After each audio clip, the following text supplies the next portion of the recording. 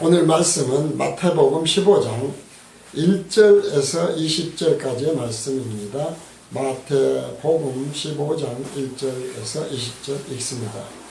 그때에 바리새인과 서기관들이 예루살렘으로부터 예수께 나와 가로되 당신의 제자들이 어찌하여 장로들의 유전을 범하나이까?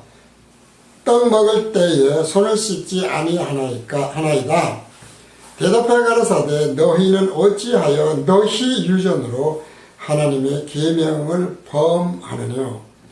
하나님이 이르셨으되 네 부모를 공경하라 하시고 또 아비나 어미를 회방하는 자는 반드시 죽으리라 하셨거늘 너희는 가로되 누구든지 아비에게나 어미에게 말하기를 내가 드려 유익하게 할 것이 하나님께 드림이 되었다고 하기만 하면 그 부모를 공경할 것이 없다 하여 너희 유전으로 하나님의 말씀을 폐하는도다. 외식하는 자들아 이사야가 너희에게 대답하여 잘 예언하였도다. 일렀으되 이 백성이 입술로는 나를 존경하되 마음은 내게서 멀도다.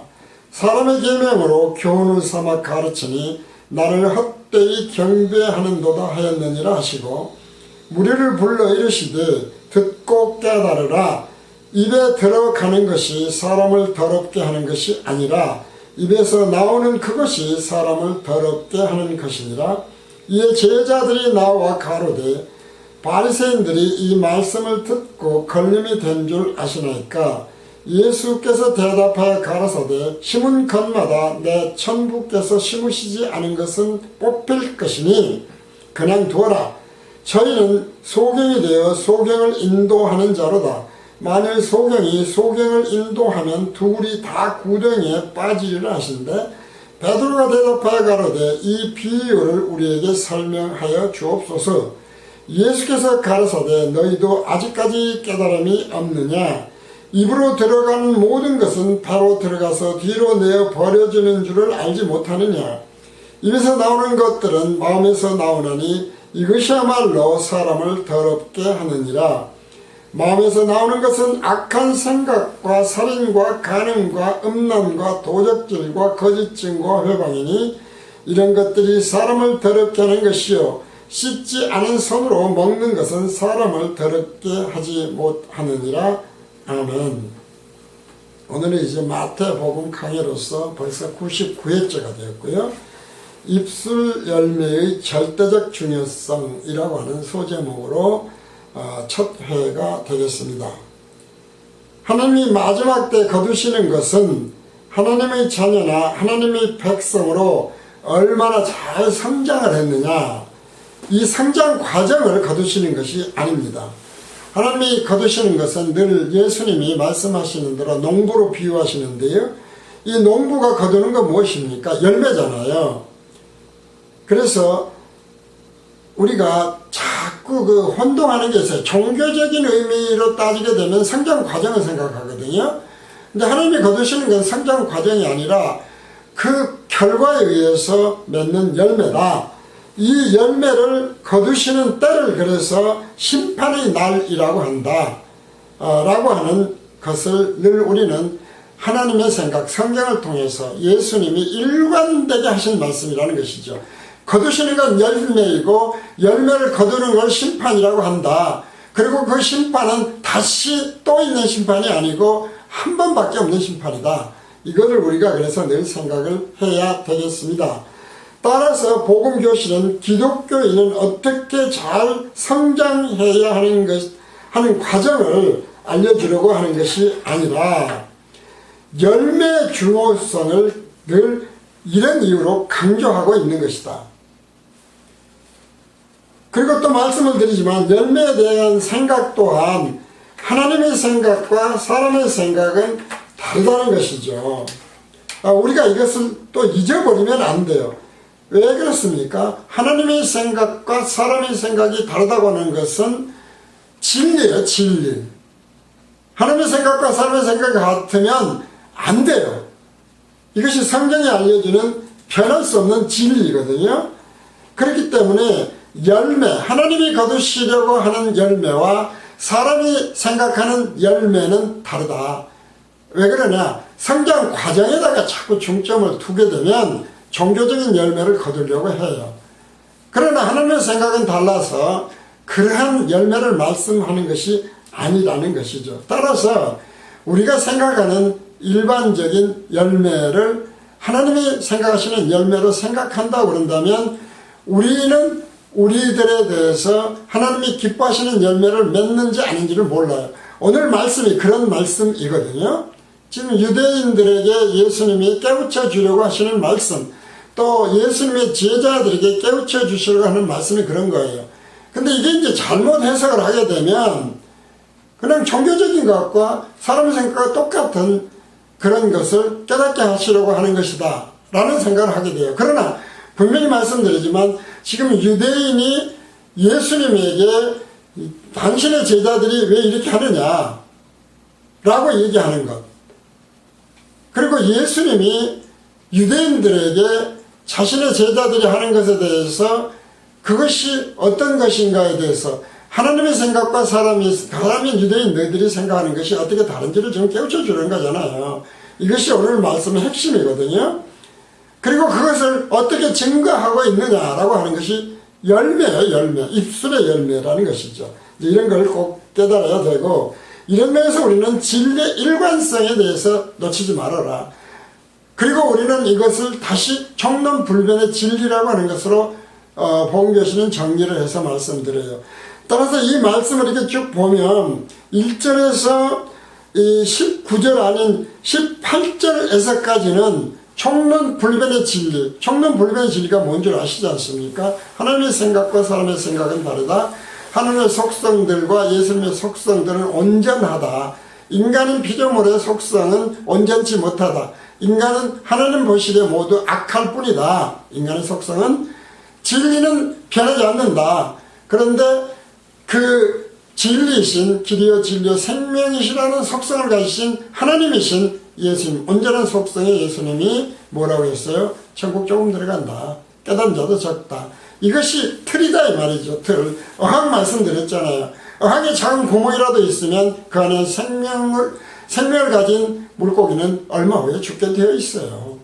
이 생각을 우리가 해야 돼. 그래서 18절까지는 그대로 총론불변의 진리를 여기다가 괄호를 껴서 대입을 해버리면 그냥 생각이 바로 이해가 돼요. 깨달아질 수가 있는 말씀드립니다. 이런 것을 생각하시면서 이것을 깨닫지 못할 때 결국 예수님이 말씀하시는 소경이 소경을 인도하는 것이 되고, 그리고 그것을 하나님이 심으신 것이 아니기 때문에 총론불변의 진리는 누가 심었습니까? 하나님이 심으셨어요. 이건 인간이 찾아낸 거, 과학자가 찾아낸 게 아니라니까요. 우주과학자가 아는 게 아니에요. 하나님의 속성들은 하나님이 성경을 통해서 예수님의 속성들도 예수님이 스스로 알려주시는 거예요.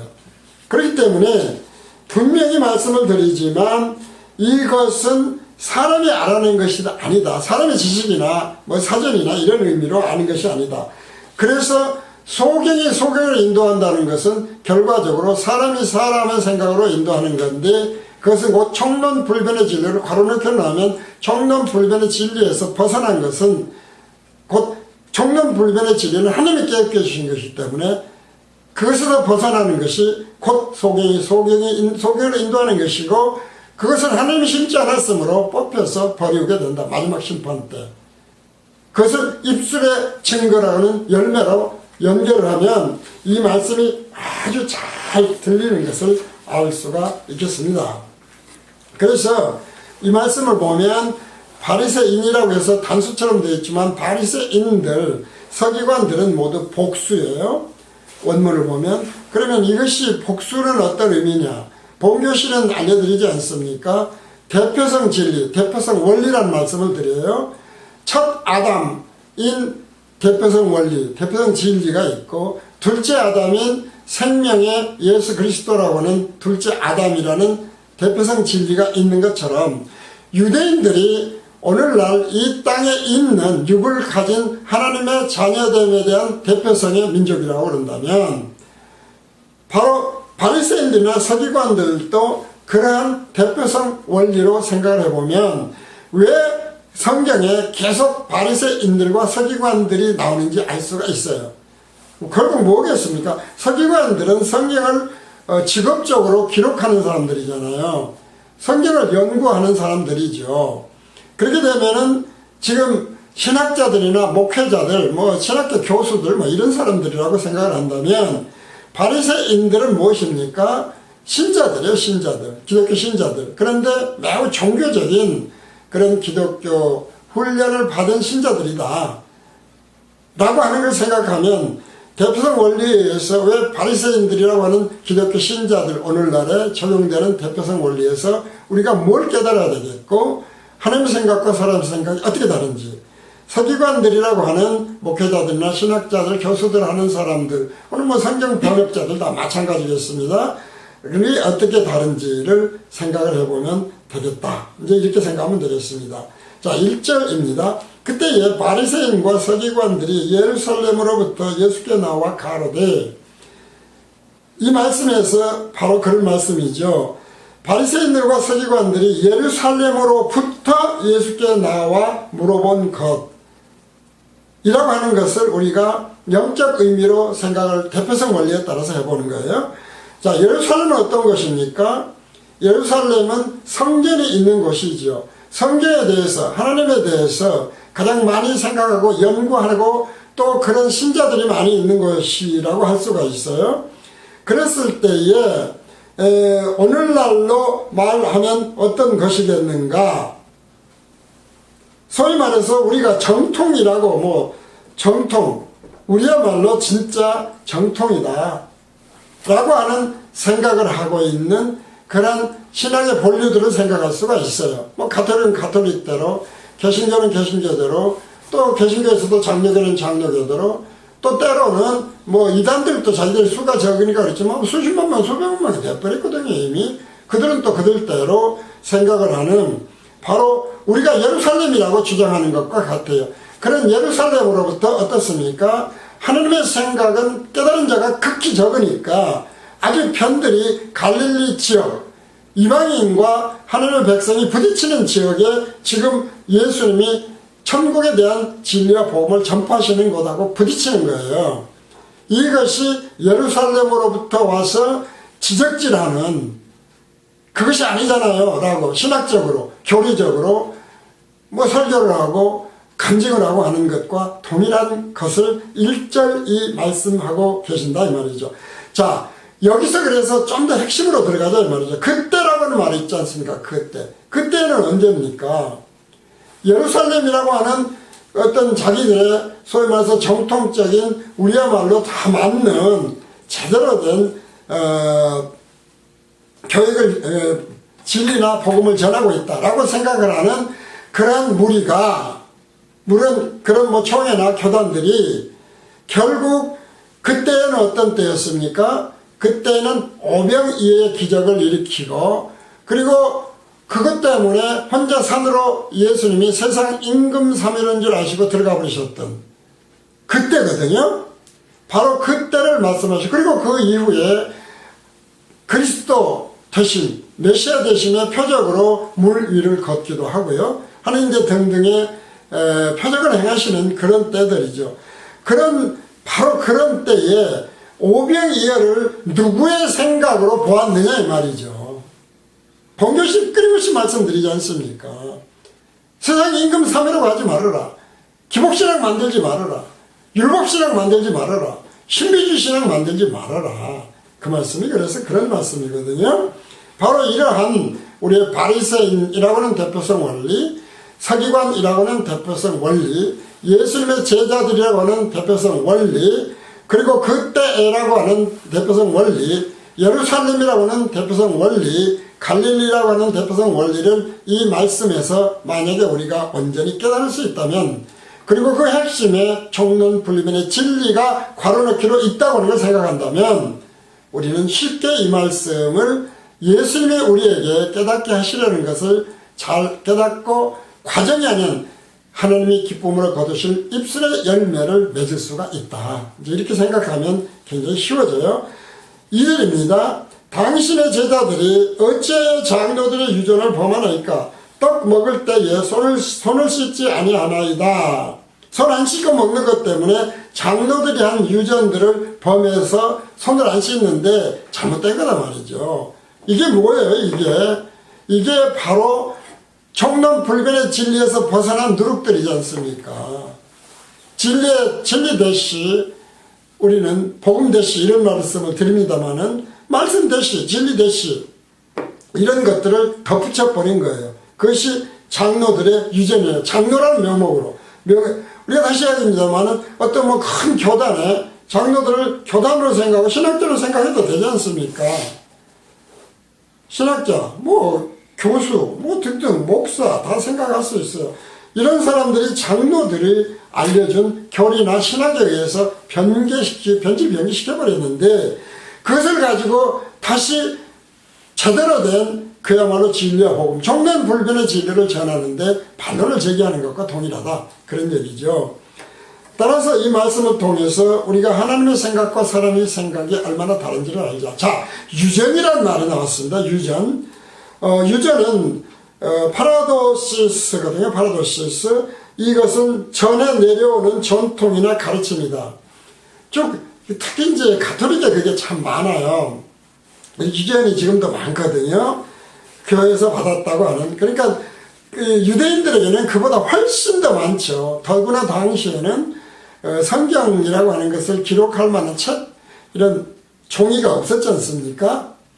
그런 때이기 때문에 이런 유전으로 내려온 건 정말 많았었다.